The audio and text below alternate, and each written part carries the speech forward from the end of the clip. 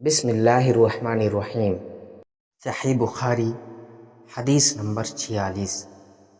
طلحہ بن عبید اللہ کہتے تھے کہ نجد والوں میں ایک شخص نبی کریم صلی اللہ علیہ وسلم کے پاس آیا، سر پریشان یعنی کہ بال بکھرے ہوئے تھے۔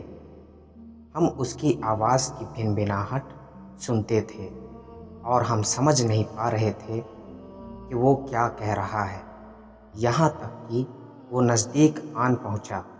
جب معلوم ہوا کہ وہ اسلام کے بارے میں پوچھ رہا ہے، نبی کریم صلی اللہ علیہ وسلم نے فرمایا کہ اسلام دن رات میں 5 نمازیں پڑھنا ہے۔ اس نے کہا، بس اس کے سوا تو اور کوئی نماز مجھ پر نہیں؟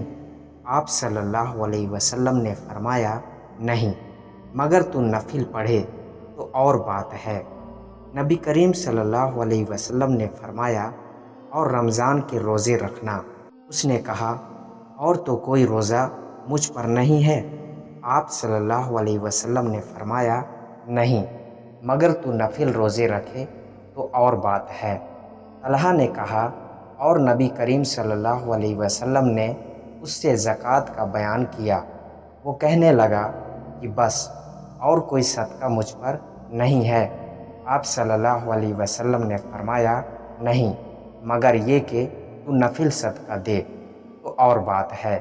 راوی نے کہا، پھر وہ شخص پیٹھ موڑ کر چلا، یوں کہتا جاتا تھا، قسم اللہ کی، میں نہ اس سے بڑھاؤں گا نہ گھٹاؤں گا۔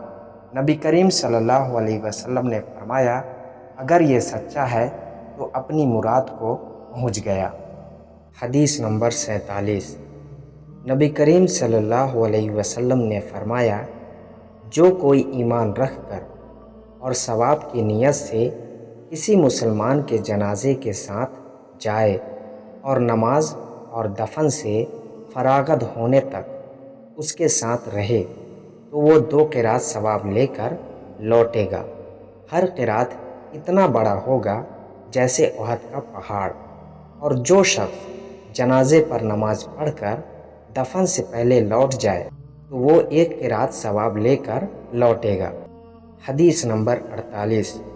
نبی کریم صلی اللہ علیہ وسلم نے فرمایا کہ مسلمان کو گالی دینے سے آدمی فاسق ہو جاتا ہے اور مسلمان سے لڑنا کفر ہے۔ حدیث نمبر 49۔ نبی کریم صلی اللہ علیہ وسلم اپنے حجرے سے نکلے، لوگوں کو شب قدر بتانا چاہتے تھے وہ کون سی رات ہے۔ اتنے میں 2 مسلمان آپس میں لڑ پڑے۔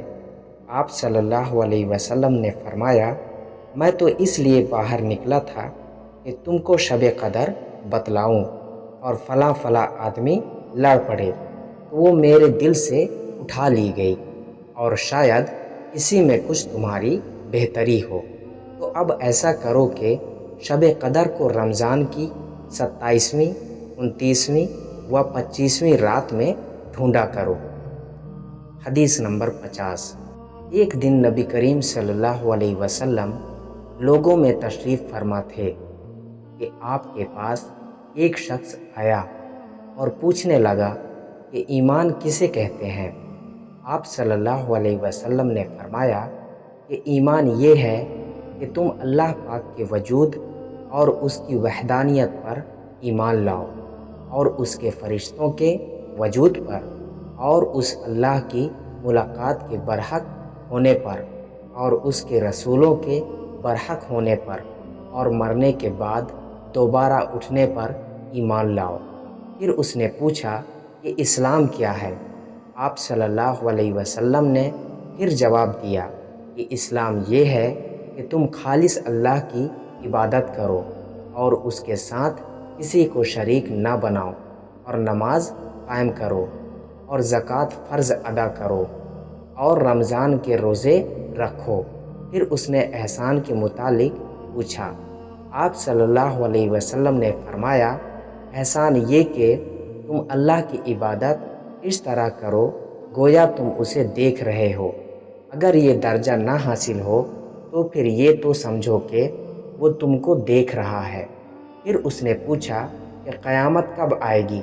آپ صلی اللہ علیہ وسلم نے فرمایا کہ اس کے بارے میں جواب دینے والا پوچھنے والے سے کچھ زیادہ نہیں جانتا، البتہ میں تمہیں اس کی نشانیاں بتلا سکتا ہوں۔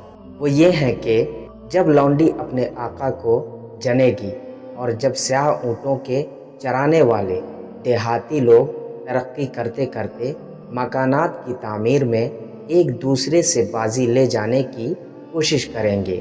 یاد رکھو، قیامت کا علم ان 5 چیزوں میں ہے جن کو اللہ کے سوا کوئی نہیں جانتا۔ پھر آپ نے یہ آیت پڑھی کہ اللہ ہی کو قیامت کا علم ہے کہ وہ کب ہوگی، آخر آیت تک۔ پھر وہ پوچھنے والا پیٹھ پھیر کر جانے لگا۔